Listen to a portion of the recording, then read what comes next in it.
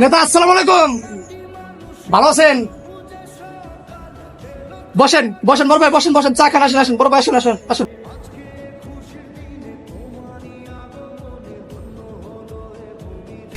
বসেন বড় ভাই। এ বাবা, এই সভাপতি একটা চা দেন। সভাপতি ভালো।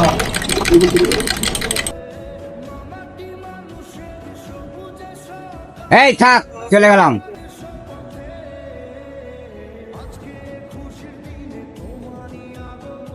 পাঁচ তারিখ আগে সব আমলিক করছে, এখন আমাদের সলম পাল্টাইতে হবে। সলম পাল্টায় আমরা এখন বিএনপির লোক। আমরা এখানে বাবুদের সামনে এখানে বাবু ছাড় দেবো। পিটে পিটে ঠিক কথা বলছি। কথা হয় না, তাই না? ঠিক আছে ঠিক আছে। ওরে যুবলীগ সভাপতি না? হ্যাঁ ভাই, ওটা যুবলীগ সভাপতি। চল শালার ঝাড়ি।